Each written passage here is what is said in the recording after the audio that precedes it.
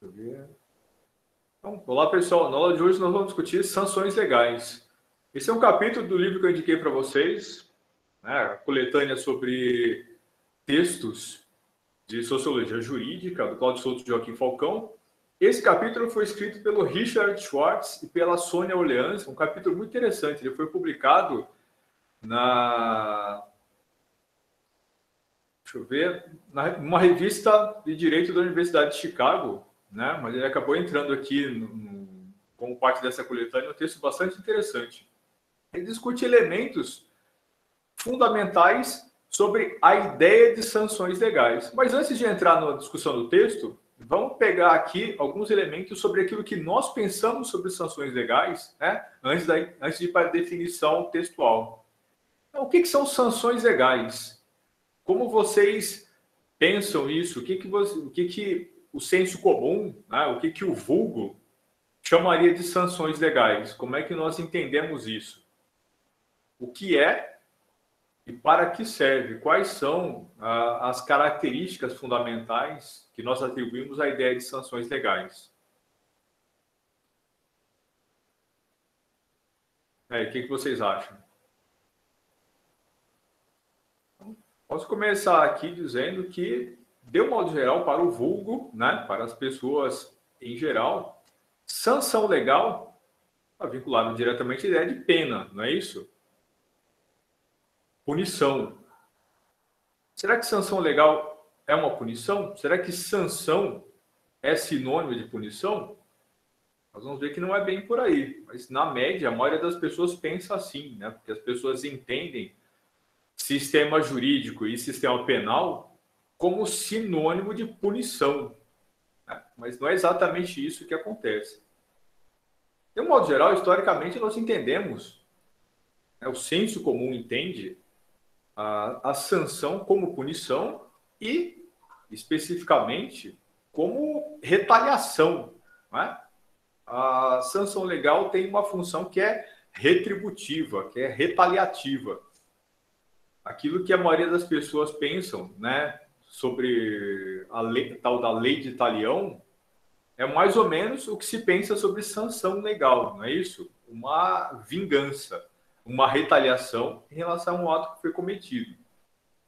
Mas será que mesmo quando nós pensamos punição ou sanção, né, como punição, né, sanção como sinônimo de punição, ela seria sempre algo com essa função retaliativa? Não, aquilo que se chama de lei de talião, né, você já conhece aí, pelo menos a definição do senso comum. E o que seria essa lei de talião? Qual é a característica mais básica que todo mundo usa para se referir? É a lei de talião. Né? Olho por olho, dente por dente, não é isso?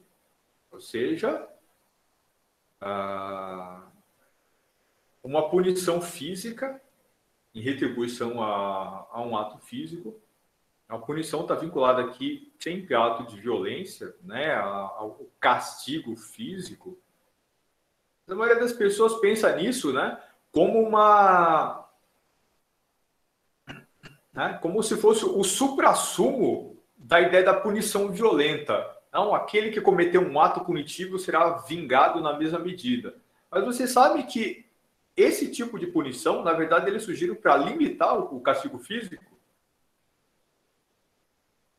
Né? O Código de Hammurabi, por exemplo, é um código que trata de punições e sanções, é um código, né, especialmente importante, porque é um dos mais antigos, mas há outros, né, há códigos bem mais antigos do que o Código de Hammurabi, mas ele é o mais conhecido.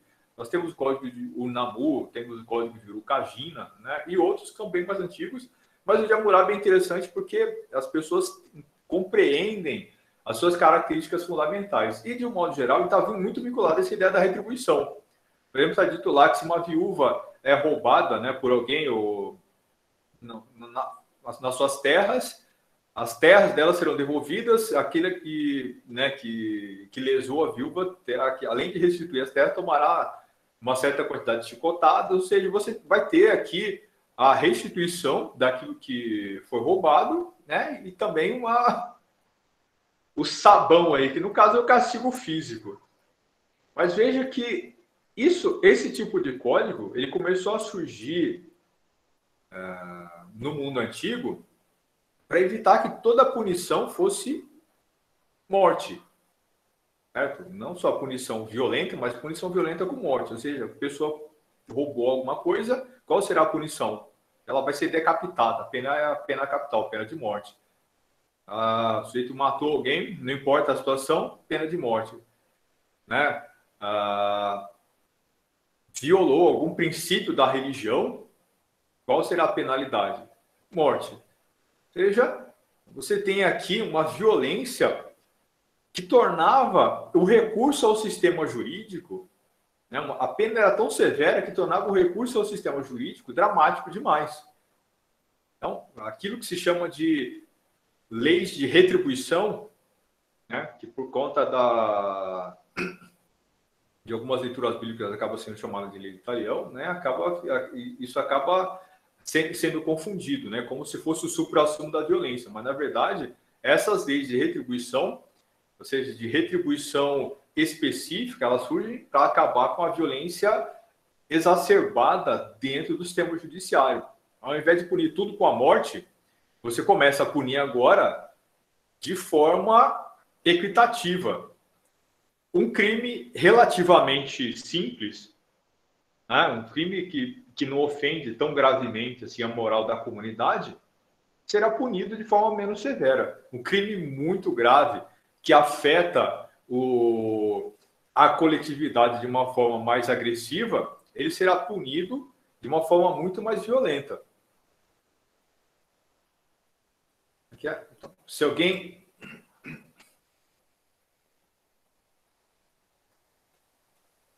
roubasse e devolvesse, será aplicada essa sanção?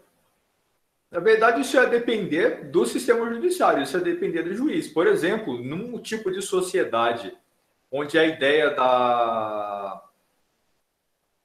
da consciência, né, é levada em conta, provavelmente, né, a punição não seria aplicada, mas isso ia depender do tipo de juiz, isso ia depender muito do tipo de localidade. Num contexto, no caso das leis mosaicas, você tinha ali um contexto em que a violência era muito, né, muito parte do cotidiano, muito parte do dia a dia. Não só a violência, mas a severidade das punições, né, ela era muito grande, havia pouco espaço para arrependimento ali.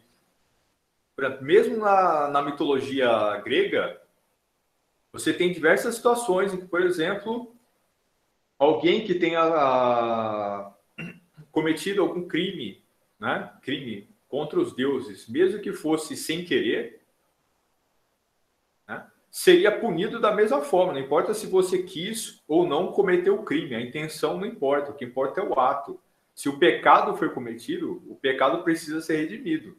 Nesse momento histórico, né, em que as assim chamadas leis mosaicas estavam em vigor, ou começaram a entrar em vigor, o período a que elas se referem, é um período que a ideia de intencionalidade era muito pouco levada em conta, certo? Então, muito provavelmente, o sujeito que cometeu o crime, ainda que ele se arrependa, ainda que ele restitua, muito provavelmente seria punido, mas embora, como eu disse, isso certamente ia depender do juiz, ia depender, né, de cada caso. Na média, em geral, na antiguidade como um todo, o crime foi cometido, o castigo virá, né? Se for possível, ele virá e pronto. A tendência natural seria essa. Okay? Então, essas leis retributivas, elas vêm para reduzir a gravidade da aplicação das penas. Ao invés de você punir tudo com pena de morte, decapitar a pessoa por qualquer coisa, você pune agora de forma retributiva. Então, essas leis que nós chamaríamos de taliônicas, elas reduzem a severidade das punições e não o contrário, como a maioria das pessoas imagina. Outra coisa interessante é, vocês sabem o que foi talião?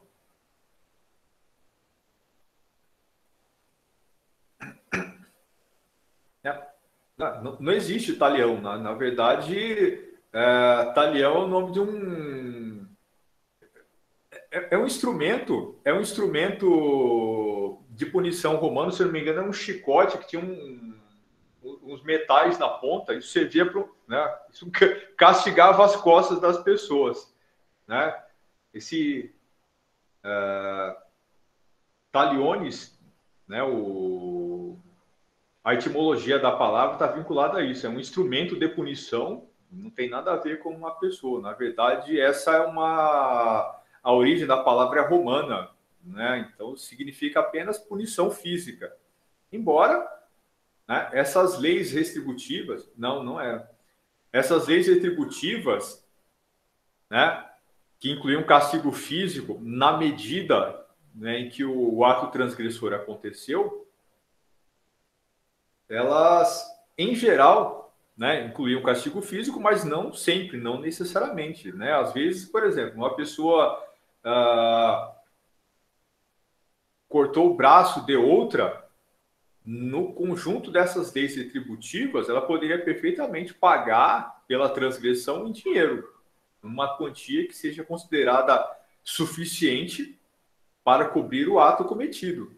Por exemplo, não necessariamente essas leis que nós chamaríamos de taliônicas precisariam incluir punição física. No próprio Código de Hammurabi, isso é bastante visualizável. Correto? Então, quando se fala em olho por olho, dente por dente, isso é uma visão de punição retaliativa que está presente na Bíblia, mas não necessariamente está, por exemplo, no Código de Hammurabi e em outros códigos penais da antiguidade que incluíam a ideia de retribuição. Ok? Então, castigo físico, em geral, está vinculado com essas leis retributivas e retaliativas. Isso está aproximado da ideia daquilo que se chama de lei de talião, mas a tal da lei de talião é só uma perspectiva possível para essas leis retaliativas. Não necessariamente a ideia de retaliação inclui o castigo físico. A ideia de retaliação inclui sempre, né, a punição equivalente ao dano cometido, mas essa punição poderia, por exemplo, acontecer em dinheiro. Agora, será que punição será sempre sinônimo de sanção? Toda a ideia de sanção vai sempre perpassar punição, ainda que ela não seja castigo físico? Né? Então, entendo que não. Pense no seguinte: quando o executivo sanciona uma lei, o que significa isso de sancionar? O que significa sancionar uma lei? Punir uma lei? Não, a etimologia da palavra é a mesma. E o significado da sanção, inclusive no sentido legal, também é o mesmo, da ideia de sancionar uma lei. Então, o que o executivo faz quando ele sanciona uma lei?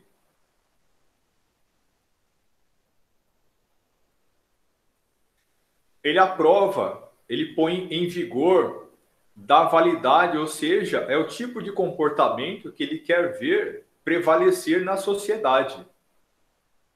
Correto? Sancionar significa apoiar e aprovar. Indicar que aquele tipo de comportamento é mais adequado do que outros. A sanção tem a ver com isso. É por isso que sanção não sempre indica punição. Se vocês leram, e isso estava contido aqui no texto, depois dei uma olhada lá, se vocês leram As Viagens de Gulliver, vocês vão ver que ele lá, né, é um livro infantil também, ele vai indicar uma série de... Ele vai descrever uma série de sociedades diferentes, né? O Gulliver faz lá as suas viagens, ele encontra, né, sociedades distintas, com costumes e hábitos diferentes, inclusive hábitos legais. Há uma sociedade muito interessante que ele encontra, em que as pessoas, elas podem ser punidas, mas aqueles que não transgridem, aquelas pessoas, aqueles cidadãos que agem dentro da lei, aqueles que agem corretamente, eles recebem uma espécie de bônus ou uma pontuaçãozinha que dizem que eles são bons cidadãos. É a mesma coisa que aquela estrelinha do Chaves, que vocês veem lá, né? O bom aluninho, né, que se comportou muito bem, ganha estrelinha, né, da professora porque ele se comportou muito bem. Isso é o prêmio. Então, o que a professora faz quando ela dá essa estrelinha? O que aquela sociedade descrita lá na Viagem de Gulliver faz quando eles premiam o bom comportamento?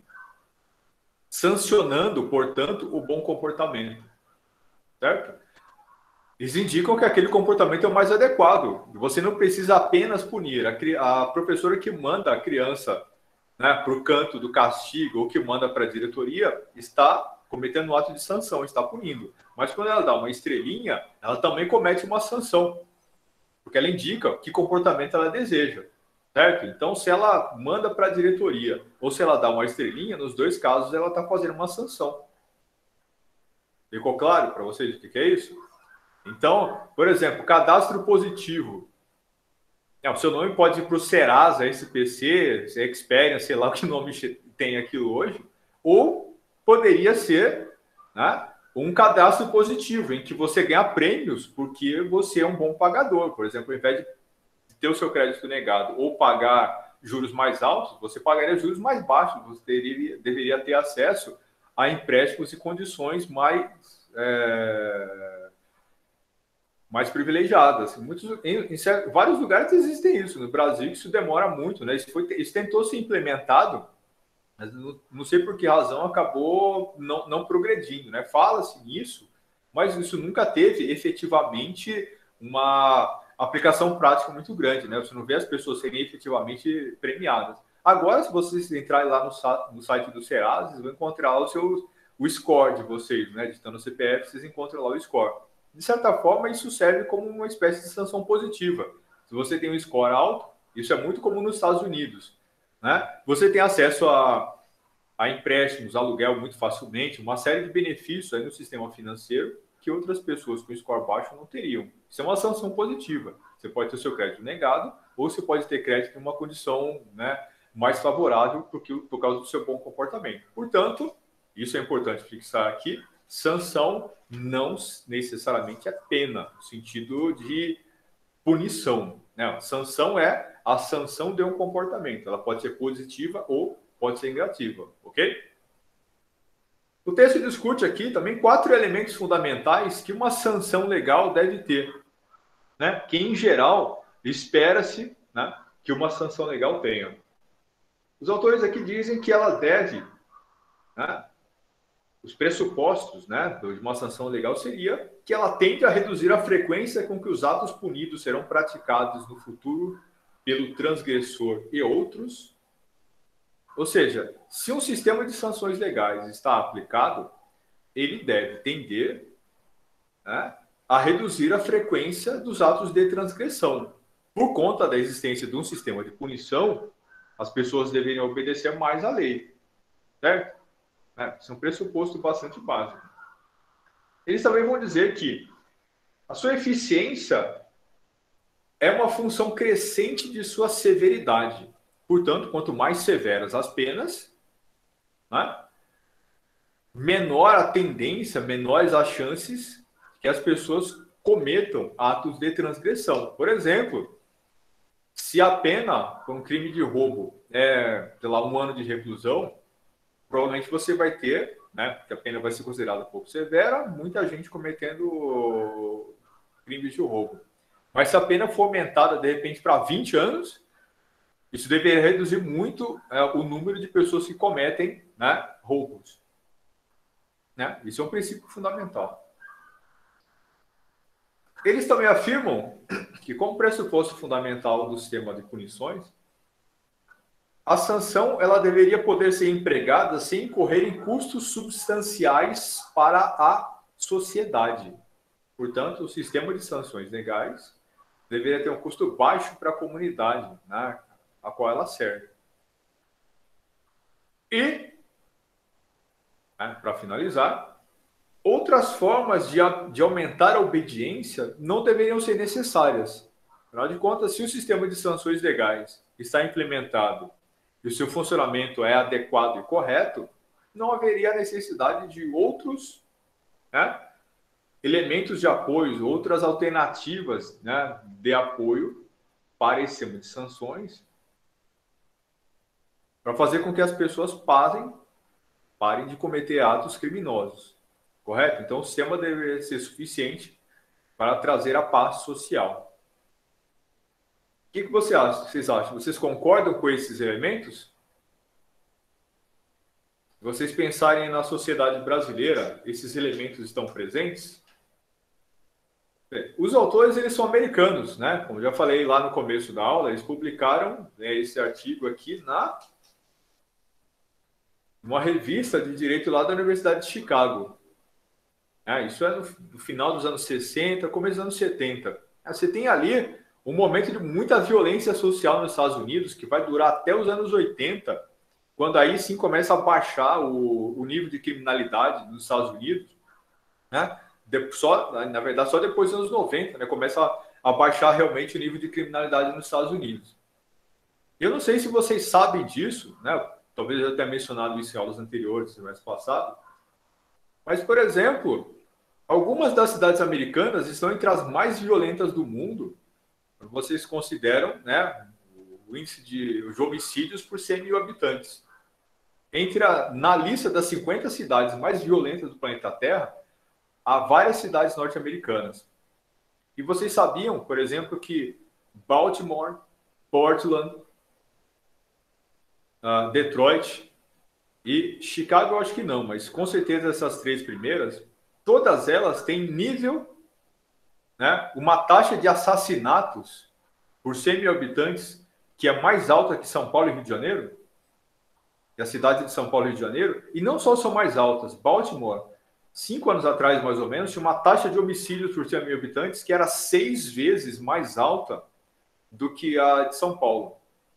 Cidade de São Paulo. Certo? Então, o problema da violência nos Estados Unidos, ele é uma realidade, ele é muito grande. Acontece que a violência lá, como aqui, ela é localizada. Por exemplo, se você mora na periferia de uma grande cidade, você tem muita chance de lidar com violência, às vezes quase de forma cotidiana.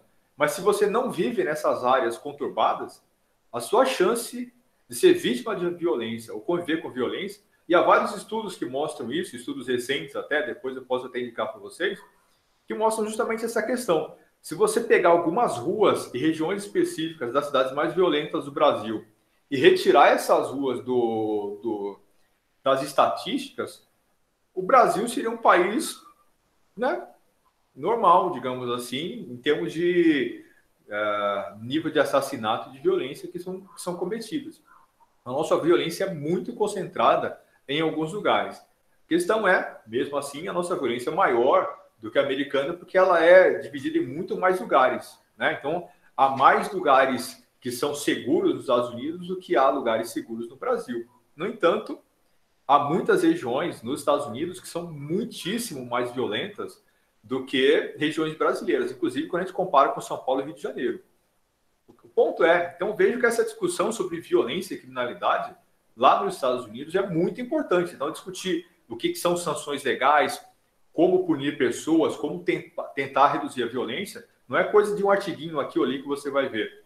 Isso é uma coisa que nós deveríamos discutir muito aprofundadamente. Mas, infelizmente, tanto a academia brasileira quanto o poder público discutem muito pouco essas questões, né? Como efetivamente fazer políticas públicas voltadas para a segurança. E isso acontece, nós já discutimos isso lá no semestre anterior, muito por conta do fato de que as pessoas querem retribuição e violência, ou seja, elas querem não uma sanção legal de tipo moderno, como a gente vai discutir mais para frente, mas elas querem um retorno, né, às leis mosaicas. As pessoas querem querem ver o sangue, né? Aquela coisa desses programas lixo, né? Do final da tarde, né? Começa lá com Aqui Agora, depois de todo esse lixo que você vê hoje em dia, Siqueira Júnior, Datena, essa desgraçaiada toda.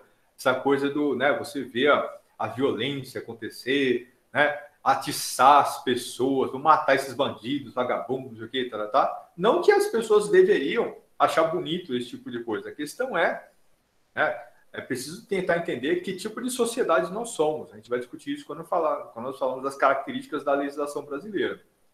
Mas o ponto é, vocês imaginem alguém no Brasil, um governador, por exemplo, lá em 2022, que propuser melhorar as condições, né, dos presídios, realmente, né, reformar essas pessoas que estão presas e colocá-las, né, de volta na sociedade numa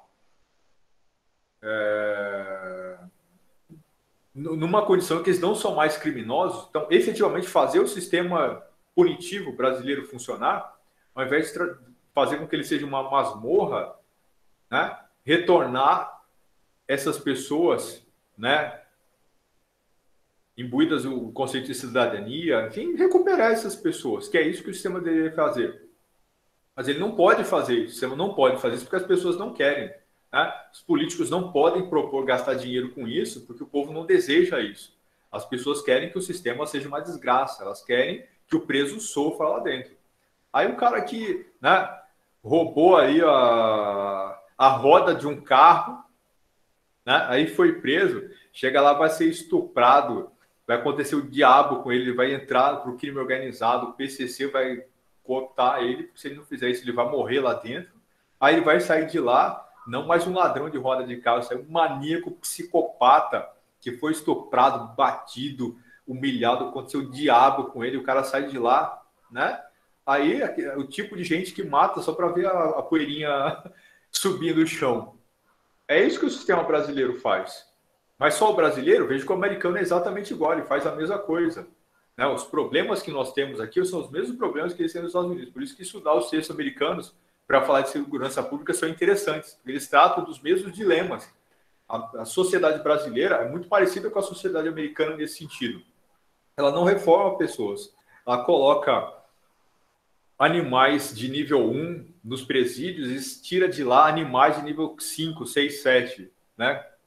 Só o nível de periculosidade só aumenta, né? Como vocês colocaram aí um pouco nos comentários, né? Na verdade, a punição, por mais severa que ela seja, elas têm pouca relação com obediência, por razões que a gente já vai discutir aqui. Então, vejam,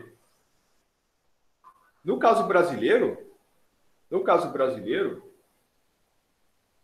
a existência de um sistema de sanções legais, ele não tende a reduzir a frequência com que os atos punitivos serão cometidos no futuro.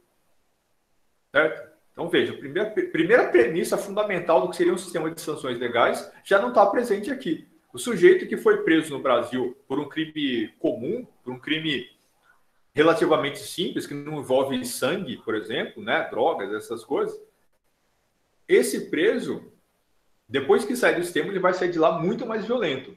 Então, o sistema de punições não reduz a intenção do criminoso que lá entrou, né, de continuar cometendo crimes. Você vê que, na verdade, ele faz o contrário, ele provavelmente vai aumentar. Tanto que a reincidência, né, na criminalidade no Brasil é altíssima. E nos Estados Unidos é a mesma coisa, é quase o mesmo, na verdade, o nível de incidência. E tanto o Brasil quanto os Estados Unidos têm um nível de população encarcerada por 100 mil habitantes que é muito elevado, né? É elevadíssimo. Então, o Brasil menos do que os Estados Unidos, mas ainda assim a nossa população carcerária é muito grande, é muito alta. E veja que os países do mundo onde há menos violência e menos criminalidade, em geral, são os países em que você vai ter menos gente presa e menos gente encarcerada. Então, você vê que tem um ciclo virtuoso em outros lugares e nós temos um ciclo vicioso. Né? Nós temos casos aí de pessoas que são presas 20 vezes cometendo atos ilícitos. Eu acho que deve ter até mais, né? Porque às vezes a pessoa perde até... Às vezes você para até de contar. Né?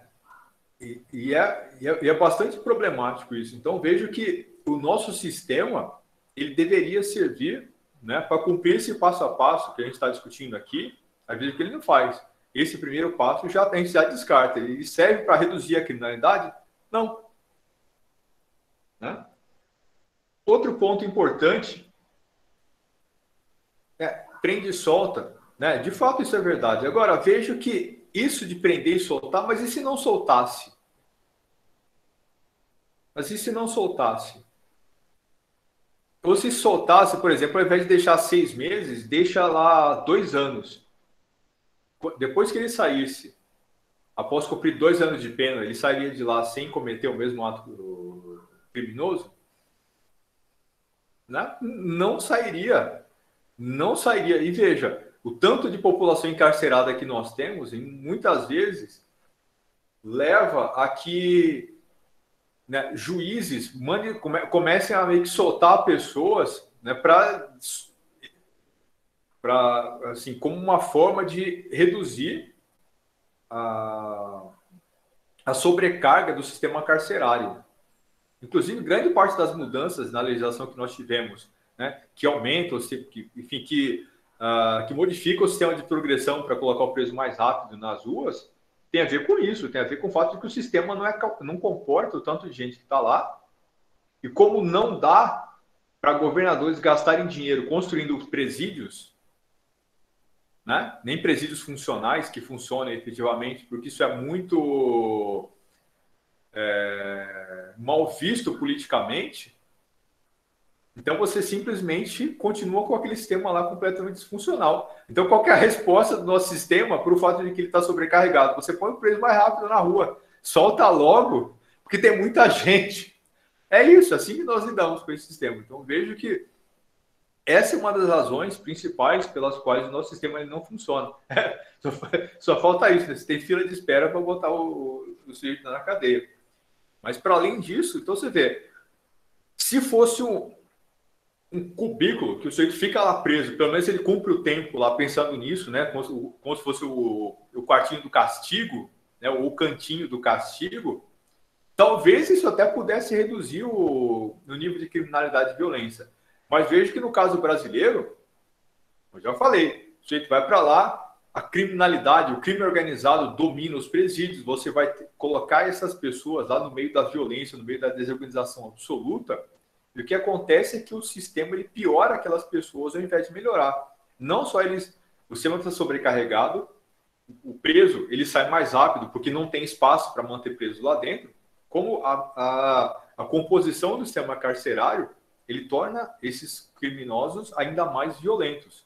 Portanto, esse primeiro tópico a gente já descarta, né, em termos de como funciona o sistema de sanções no Brasil. Mas veja que nos Estados Unidos é igual, né? Ela não reduz a frequência com que os atos criminosos serão cometidos no futuro, sejam cometidos no futuro, tanto pelo transgressor que entrou no sistema, quanto por outras pessoas. O segundo tópico então, a sua eficiência é uma função crescente de sua severidade. Ou seja, penas mais severas, menor incidência de crimes. Será que isso é verdade?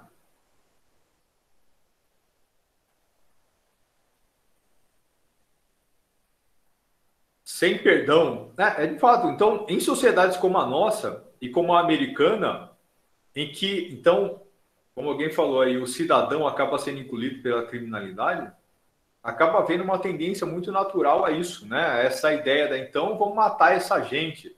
É isso que levou, por exemplo, o surgimento dos grupos de extermínio, né? Que são os grupos precursores das milícias, né? Tanto em São Paulo quanto no Rio de Janeiro, né? Policiais fora da lei que começavam a executar, né, criminosos. E as pessoas aplaudiam isso, né? Porque elas pensavam, vagabundo está morrendo, isso é uma coisa muito boa. E de fato, né, acaba sendo uma tendência bastante natural, né? Quem não preferia ver fora de circulação, né, pessoas perigosas e capazes de cometer muito mal por aí contra, né, pessoas comuns. O ponto se vocês verem filmes que tratam desse período e lerem artigos que mostram o que aconteceu com esse grupo de extermínio, vocês vão ver que virtualmente todos eles viraram grupos criminosos, todos eles viraram facções criminosas, né? Essas pessoas que começaram matando esses policiais fora da lei, que iniciaram matando criminosos, porque aí fica fácil, aí você naturaliza o hábito de assassinato. Não, você mata o sujeito que está cometendo crimes. Ali. Cidade de Deus é um filme que mostra isso de um jeito bem interessante. Né? Mostra o cara que entra na própria vida do tráfico, mas mas eu mato, mas assim, o cara que merece. Né? Aí depois começa a ficar fácil matar, né? A primeira vez é difícil, aí o cara volta para casa, né? Não consegue dormir direito, aí no dia seguinte vai matar de novo. Não, aí naturalizou. Aí no dia seguinte, exatamente, essa é a origem das milícias. No dia seguinte o cara vai e mata alguém só porque olhou feio para ele. Não, mas aí quem que vai me punir? Aí o cara vira o cidadão fora da lei que pode tudo. Alguns grupos mais violentos, né, que existem na sociedade brasileira hoje são originados justamente disso. As milícias, né, são originadas exatamente desses grupos de extermínios. Elas têm relação direta com isso, né?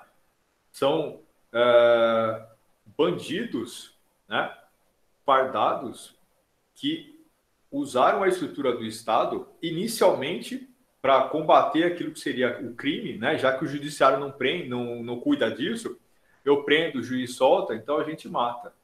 O ponto é que aí, quando esse grupo de policiais, né, ou quando esse grupo de pessoas, né, começa a agir fora da lei, o fato de que eles transgrediram aqui, né, leva a que eles sejam criminosos, depois tão perigosos quanto o crime organizado. Há pouca diferença entre o tráfico, né, entre o PCC e qualquer tipo de milícia, né? O bandido, com ou sem farda, né, é bandido do mesmo jeito.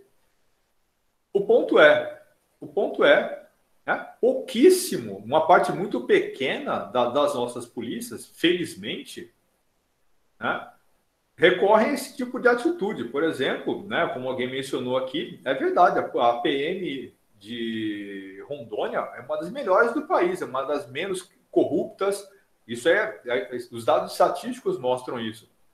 E você vê que com poucos recursos eles conseguem lidar com uma situação aqui que é um caldeirão, é um barril de pólvora. Você vê, nós temos uma pobreza muito grande na nossa região, nós temos um monte de bandidos aí na política, fazendeiros que andam armados por aí, você tem, né, jagunços espalhados por aí fora, nós temos aí o crime organizado que foi importado para cá, que eles quiseram se livrar disso em São Paulo e Rio de Janeiro, vai começar a interiorizar, né, mandar para presídios espalhados do Brasil afora, né, presos aí do PCC e do Comando Vermelho, e obviamente esses caras nunca vêm sozinhos, né, vem um preso pro bandido desse para um presídio daqui, aí vem a família, vem os assessores, vem um monte de gente. Então, o crime organizado começou a tomar conta da nossa região muito por conta disso.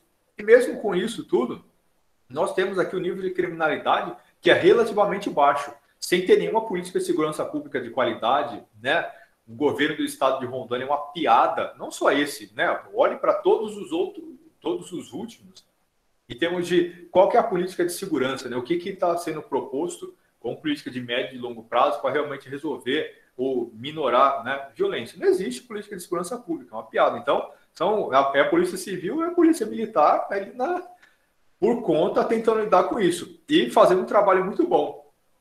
Então, quando eu falei aqui de polícia, grupo de serviço e tudo mais, obviamente eu estou falando de exceção, né? Isso é muito localizado, né?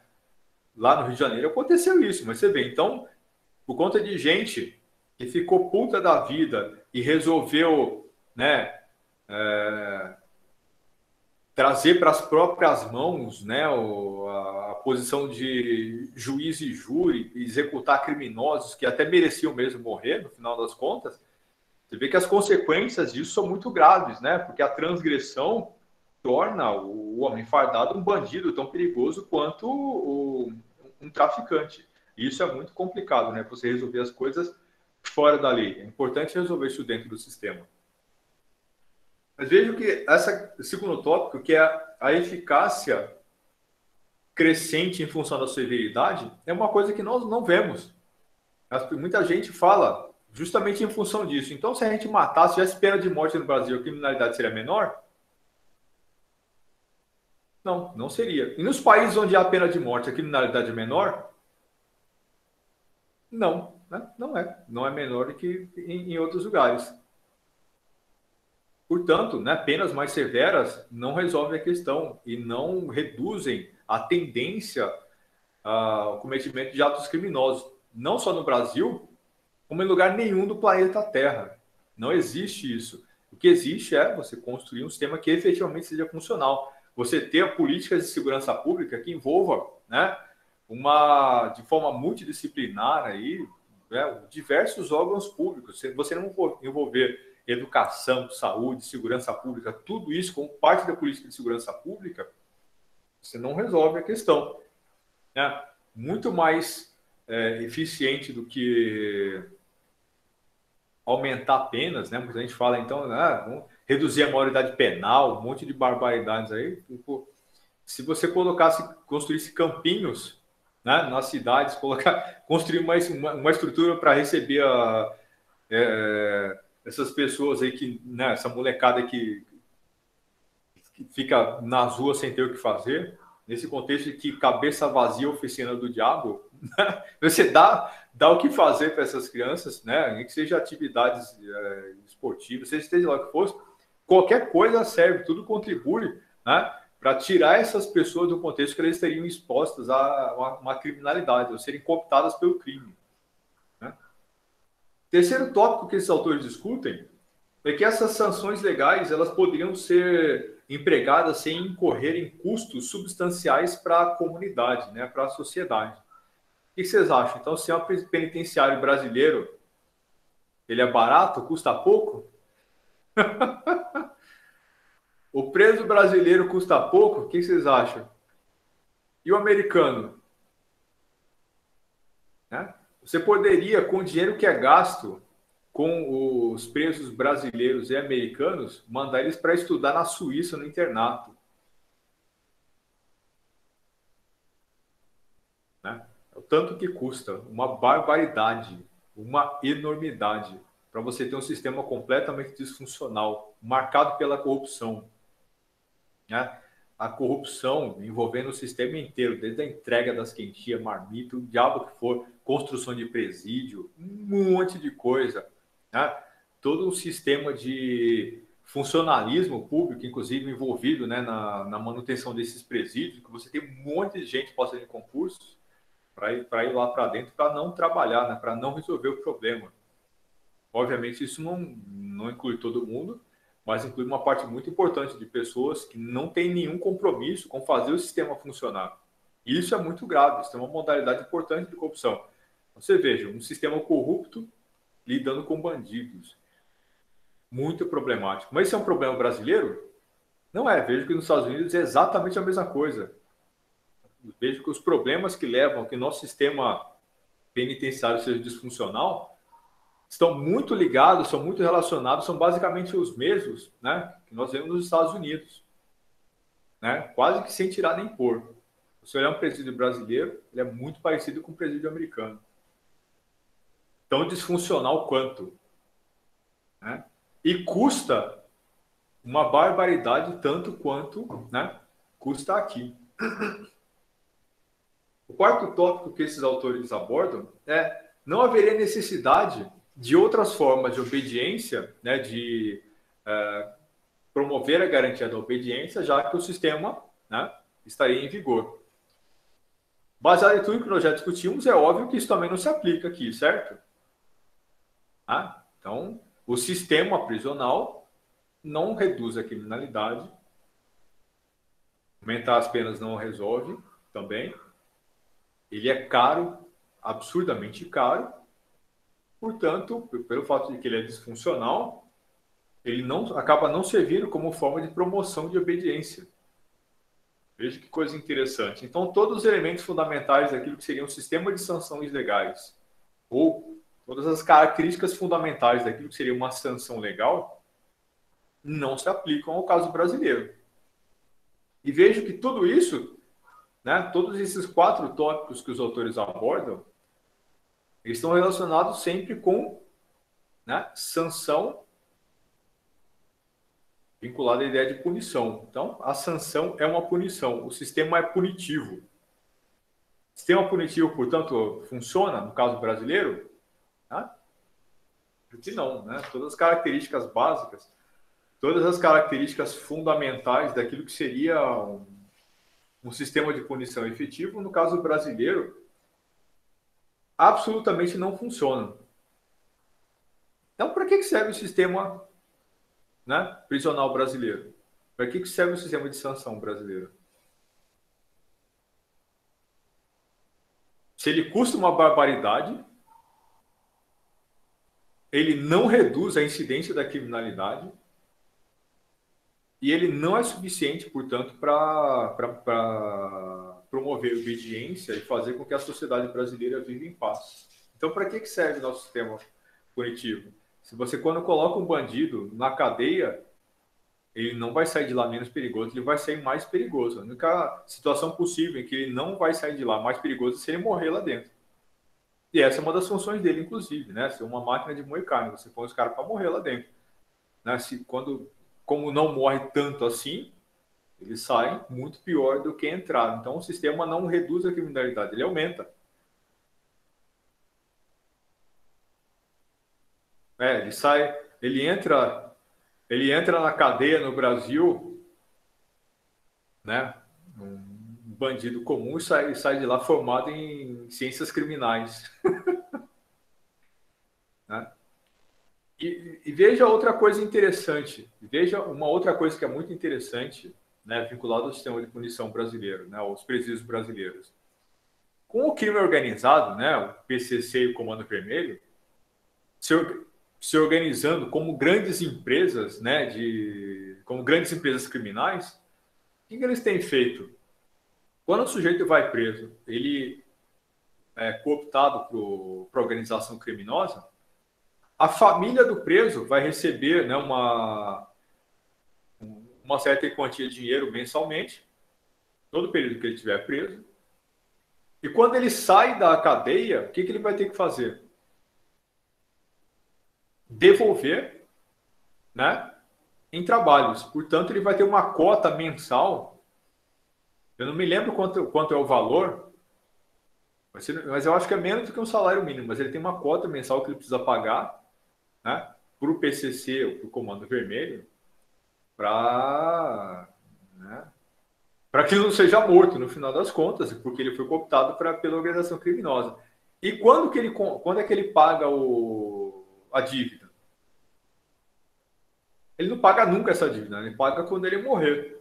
Então vejam que o sujeito ele entra na cadeia, não só ele sai mais violento, como ele sai parte de uma organização criminosa que não permite mais que ele pare de cometer crimes, nem que ele quisesse. E é possível que a pessoa queira, né? Um dia, sei lá, o cara de repente tem um filho, né? Nasce a criança, o cara muda, puta, né? Não vou mais fazer isso, vamos mudar de vida. Não se ele foi cooptado pelo PCC ou pelo Comando Vermelho. O que vai acontecer é, se ele quiser sair, ele vai ser executado. Então ele não pode parar. E é isso que sustenta uma taxa de crime que é impossível de você baixar nos lugares onde esses grupos já se organizaram, porque, né, os membros desse grupo são obrigados a cumprir essa taxa. Seja onde for, eles vão ter que arrumar esse dinheiro e vão ter que pagar todo santo mês. E outra consequência interessante, né, da existência desse crime organizado, tão organizado assim como nós vimos no Brasil, é o fato de que, né, o número extremado de crimes violentos também tende a baixar. Porque aí o que acontece? Esses grupos, eles chegam no lugar, aí você tem um surto de violência, que foi o que aconteceu aqui, né, pouco tempo atrás, alguns anos atrás. Eles mataram todo mundo, né, que não quis se associar a eles. Então você tem aqui, né, uma campanha de extermínio que é para limpar o terreno. E aí você vai ter somente o pessoal deles atuando aqui. Se você se lembra do filme de Cidade de Deus, acontece uma coisa parecida com isso, né? Você tem uma guerra de traficantes, que aí você tem um surto de violência, né? Tiroteio, né? Traficantes se matando, né? Gente, bala perdida, um monte de coisa. Mas aí quando uma facção toma conta completamente do lugar, a violência reduz e reduz muito. Por quê? Porque você só não pode cometer crimes demais para não chamar a atenção, né? Porque eles organizam o crime, né? Eles organizam não só o gasto do crime, mas a própria forma como o crime é cometido. Você não pode ter um nível elevado demais de crimes acontecendo, porque se tiver e chama a atenção da polícia, você vai ter força-tarefa, você vai ter a Guarda Nacional vindo para cá, ou, né, a própria polícia que vai se aparelhar para combater esse nível de criminalidade, então não interessa. Então eles vão, né, manter aí o nível mais baixo, que é para... Já vou falar, Giovanni. Eles mantêm um nível mais baixo, que é para não chamar a atenção demais. E, né, eles estabelecem um próprio código, né, de conduta também para evitar isso, né, para evitar exageros. A questão, então, isso impede um surto infinito de criminalidade, mas também impede que ela reduza. Então, ela vai ficar sempre num nível que não tem, né, Não tem jeito de você baixar isso. Não sem resolver um monte de outros problemas antes. Você vê. Então, o que nós podemos fazer, no caso brasileiro, também no caso americano, né, para resolver essa questão, ou pelo menos para melhorar essa situação? Né? Então, como eu já falei, né, pensando nessas características todas aqui que nós discutimos sobre sanções legais, e se a gente aumentasse as penas? Se a gente reformasse o Código Penal e aumentasse, né, todas as penas, resolveria alguma coisa? Não, o cara que está obrigado pelo PCC a cometer crimes para cumprir a cota dele, se triplicar a penalidade para assaltos, ele vai deixar de assaltar? Né? Muito provavelmente não. Mas se a gente aumentasse a violência, então, vamos começar a matar essas pessoas. Você matar um criminoso, né? O outro que está do lado dele deixa de cometer crimes?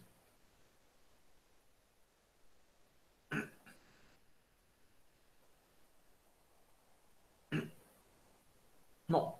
O Brasil é uma prova cabal de que não. Os Estados Unidos também. Né? A polícia brasileira é a polícia que mais mata no mundo. Mas vamos pensar então, ok, né? Todos esses crimes, todos esses, todas essas mortes, elas não são crimes, né? Então são mortes reais em combate, em que você está, obviamente, lidando com uma situação que é muito agressiva, muito violenta. Você tem traficantes, né? Armados aqui com armamento pesado, tipo guerrilha e exército que você vai ver em outros lugares em guerras. Né? Então, óbvio que o engajamento de uma força policial brasileira precisa ser no sentido de chegar lá para tentar se proteger e, obviamente, quando você tem uma ação policial em que o grupo policial é recebido com tiro de fuzil, você vai chegar lá, né, com florzinha na mão, pedindo por favor não atire.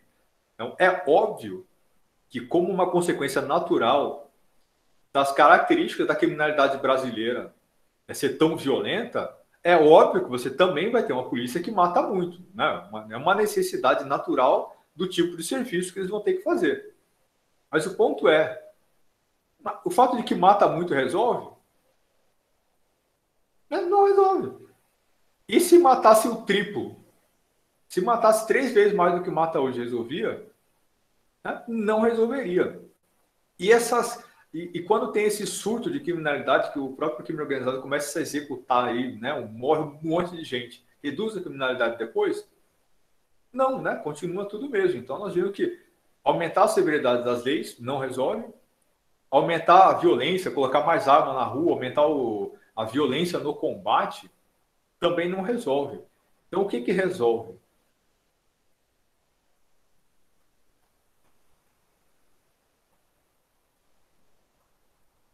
O que resolve? Né? Então, como é que você resolve o problema da criminalidade? Né? Como é que você resolve a situação em que você lida com criminosos, né, do tipo que nós produzimos no Brasil, num contexto em que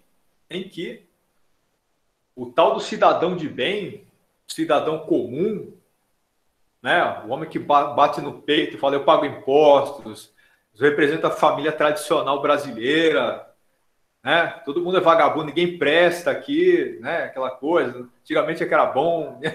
E essa coisa toda. Esse cara, ele sai de casa de manhã, pega o carro dele e vai trabalhar. Ele respeita a lei de trânsito? Quem é que respeita a lei de trânsito? Quem é que respeita o limite de velocidade no Brasil? Então a gente já começa aqui. Quem é que respeita o limite de velocidade no Brasil? Então, não, né?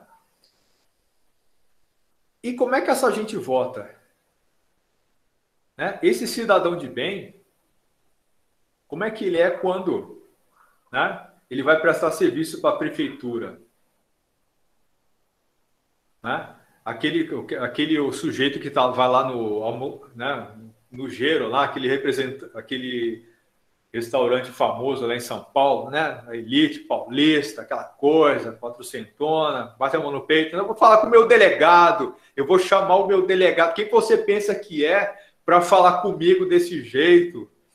Né? Essa coisa da o cidadão de bem, as autoridades, tudo meio que junto e vinculado, né?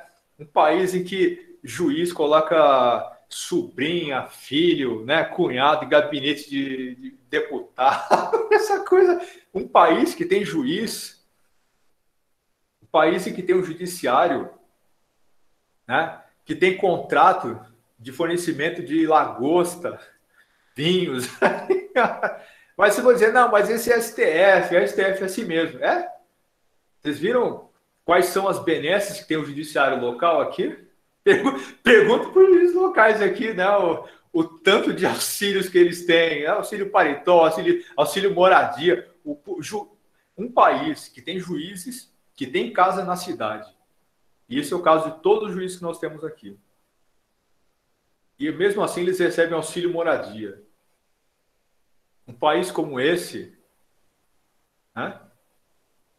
Como é que um país como esse olha para o presídio e diz lá é que tem vagabundo? Né? Como é que nós fazemos isso? Um país que tem juízes que moram na cidade, né? Virtualmente todos os juízes do Brasil moram nas cidades em que eles trabalham e ainda assim recebem, né, um auxílio moradia.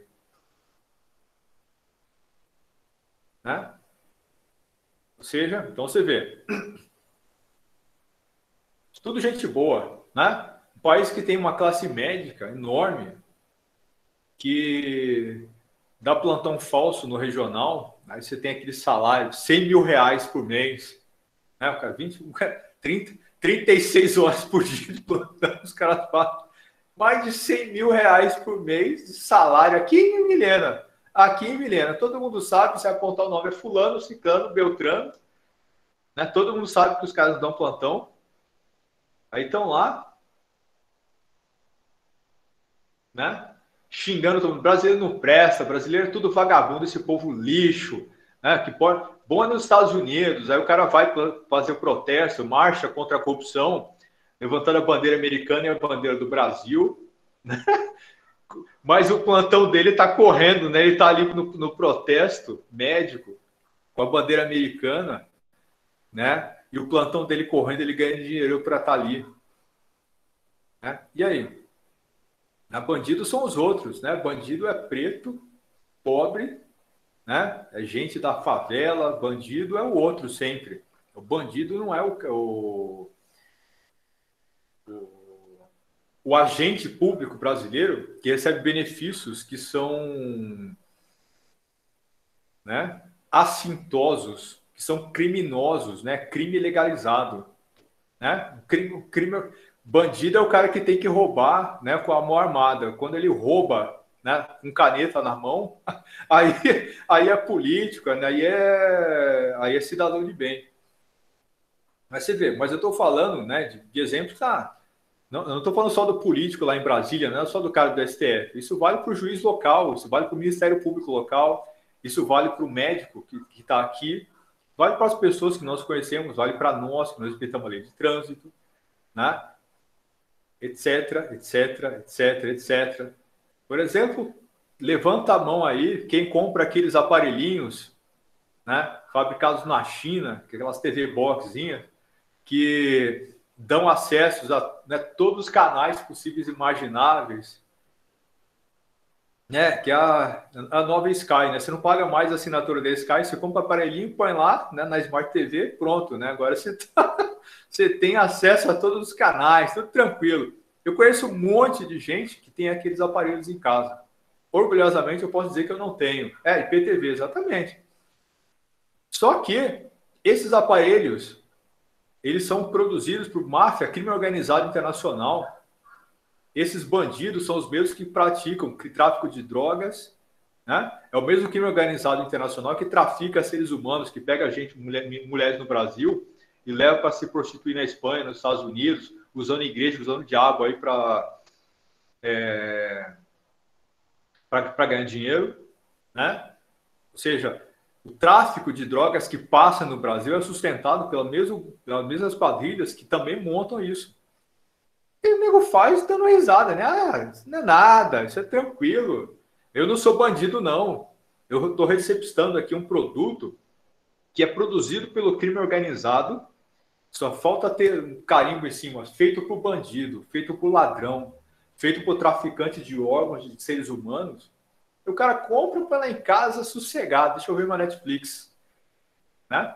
Eu conheço amigos, professores de vocês que têm os aparelhos. Vocês perguntem aí quem tem os aparelhinhos. É normal, tranquilo. Se eu falar isso, nah, isso não é nada, você é trouxa, você é isso e aquilo. É isso. É isso. Um país que faz isso não resolve o problema da criminalidade, porque o criminoso não é aquele que vai para a cadeia.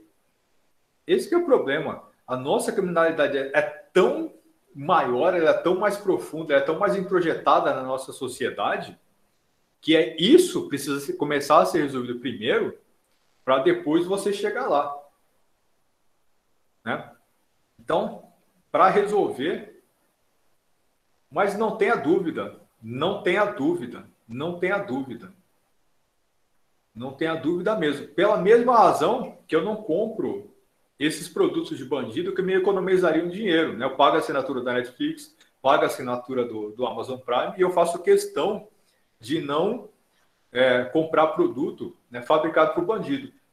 Mesmo sendo direito meu, é verdade, mas é aquilo que eu falei. É direito porque quem faz esse direito, porque quem faz as leis é bandido. Né? É um direito, mas é imoral. É um direito, mas é um direito, né, forçado, imposto para as pessoas, né, que não tem como se defender. Né? A mesma pessoa que diz, mas o auxílio moradia do juiz é um direito, porque, né, ele estudou para isso, mas essa mesma pessoa vai dizer que Bolsa Família, isso, aquilo, por exemplo, um auxílio para o cidadão comprar, né, um botijão de gás para o cidadão, isso é coisa de vagabundo. É por isso que os pais não vai para frente, porque essa gente não presta. Se o povo não quer trabalhar, quer receber auxílio disso aí, tá vendo? Essas bolsinhas, isso, aquilo. Por isso que esse país não vai para frente. Povo vagabundo. Mas o juiz que recebe um salário que recebe e tem um auxílio desse, auxílio gasolina, auxílio paletó, o diabo é quatro. O diabo é quatro. Né? Isso não é banditismo, né? Isso não é feio, isso não é um assinte. O cara que faz isso, ele não é um vagabundo. É claro que é um vagabundo. Isso é banditismo. Isso é uma vergonha num contexto que nós temos um povo que passa aquilo que passa nas periferias aí, né? Essas pessoas não sabem o que é a vida comum de quem ficou aí na pandemia, sem emprego, sem ter condição de tocar o seu pequeno negócio, porque não tem noção do que é isso, de não ter dinheiro no final do mês. Aí é fácil, né? Isso é só dinheiro público, é só dinheirinho, é só mais uma graninha que vem aqui que vai para lá. Essa gente não tem empatia com o ser humano, isso é uma vergonha, isso é uma desgraça. Olha o que você vê, é essa gente que cuida do judiciário. Essa gente é criminosa com o poder da caneta na mão. Isso é coisa de bandido. Precisa ser um bandido para roubar dinheiro do povo brasileiro e botar isso na lei, dizendo que vale. Ou não? É exatamente isso. Né? Então, a sociedade brasileira tem uma conivência com o crime que é uma enormidade, porque nós pensamos no crime como uma coisa que é feita só pelo outro. O cara que, no Brasil, aceita a propina, ele não acha que ele é bandido. O cara que oferece a propina não acha que é bandido. É normal. Né? O cara que compra o aparelho que eu estou falando não acha que é bandido, mas ele é bandido. O cara que põe um aparelho desse em casa é criminoso. Tem que ir para a cadeia. Né? Isso é crime. Você está sustentando o crime organizado internacional. Você está ali efetivamente sendo um bandido. Né? A prova do crime está ali no meio da sua casa. E o cara que trabalha, nego está diretamente ligado ao judiciário, faz isso achando a coisa mais normal do mundo. Né? Porque ele não acredita, ele não entende a importância de você não transgredir. Então, antes de mais nada, A gente só resolve o problema dessa criminalidade no Brasil quando nós introjetarmos esse conceito de cidadania, essa ideia de que é importante fazer a coisa certa, né? Não, o Brasil é o país onde o aluno cola e o professor não dá aula. É isso, né? As pessoas não cumprem as suas obrigações e acham isso natural e acham isso normal. Isso é. Então, mas quando você naturaliza isso, quando você traz isso para o seu dia a dia e age no dia a dia, como se transgredir fosse normal, você abriu a porta do inferno. Você abriu a porta do inferno. Você diz, o povo é vagabundo. Não, o povo não é vagabundo. Né? Quer dizer, o vagabundo é todo esse sistema que vai de cima até embaixo. A pessoa que está se ferrando lá embaixo olha para cima e só vê vagabundo se comportar desse jeito assintoso, né? Comporta-se exatamente da mesma forma, porque o exemplo que se recebe é esse. Né? Né? O juiz que sentencia o vagabundo para cumprir uma pena está recebendo auxílio moradia morando na cidade. É isso. Isso é Brasil. Né? Só que vagabundo é só o outro. Vagabundo é preto. Vagabundo é o cara que pega uma arma e vai para a rua, mas não é o cara que cuida da licitação na prefeitura. Isso aí é tranquilo. Né? Juiz não é vagabundo nunca. Médico que frauda plantão não é vagabundo, não é bandido. Isso é outra coisa, né? O cara que tá dando jeitinho. Né? Não é vagabundo, não é bandido, é outra coisa. Né? Cai em outra categoria. Enquanto a sociedade brasileira não mudar isso, nunca reduz o problema de violência. Porque essa é a nossa violência. É daí que está originada toda a violência que existe na sociedade brasileira. É daí que vem a falta de dinheiro para cuidar de escola. É daí que vem a falta de vergonha na cara de você educar a população brasileira para entender o que é importante, o que é certo e o que é errado. Para entender, ler notícia e não ficar dizendo que tudo que sai nas notícias é fake news, não saber diferenciar o que é notícia e o que é fake news, não saber diferenciar o que é importante para você fazer política pública. Você ter a capacidade de apoiar um projeto político que prevê você investir nos presídios para resolver o problema da violência ali. Né? E por aí vai. Ou seja, como é que você convence a sociedade brasileira disso, né? Quando os nossos políticos, os nossos médicos, os nossos juízes, os nossos advogados, né? Os nossos promotores, né? Os nossos empresários são aquilo que eles são. Né? O começo da resolução do problema não vem de lá, não vem de você resolver o problema do presídio. Você tem que resolver o problema que nós temos na nossa sociedade, em quem nós somos e como nós nos comportamos, para mudar o nosso comportamento ético, para aí sim você começar a mudar o resto. Quando nós começarmos a respeitar sinal de trânsito, quando as pessoas pararem né, deixarem de parar na sombra da árvore, na Brigadeiro ali, bem antes do semáforo, né, no meio da rua, ali, no meio do nada, só para parar na sombrinha durante o dia, colocando a vida dele e a vida dos outros em risco, numa sociedade que não para de fazer isso, nunca ela vai deixar de cometer crimes em outros lugares. Porque nós somos tão bandidos quanto aqueles que vão para a cadeia. Só que nós não admitimos. Né? Chega aquela bandidagem toda lá, porque ela sai desse ambiente que nós somos e frequentamos. É isso. Nós temos que limpar o nosso ambiente, limpar as pessoas que nós somos, reforçar essa ideia de cidadania, educar as crianças, educar os alunos, educar os professores, educar as pessoas do nosso cotidiano para se comportarem melhor, e aí sim isso vai chegar lá também. Né? Quando nós, professores e alunos de direito, nos dermos ao respeito e nos comportamos como gente decente de verdade, aí sim nós vamos ter uma sociedade decente de verdade. Enquanto nós formos aquilo que nós somos, você pode esquecer, e isso não tem a ver com o que acontece só dentro dos presídios. Certo? Então é isso, pessoal. Boa noite para vocês. Então, lembre-se que na nossa aula que vem nós vamos discutir o texto, o livro Alice no País das Maravilhas. Preste atenção no contexto histórico, estude a vida e obra do autor e prestem atenção aos elementos jurídicos presentes na obra. Ok? Abração, tchau, tchau. Boa noite.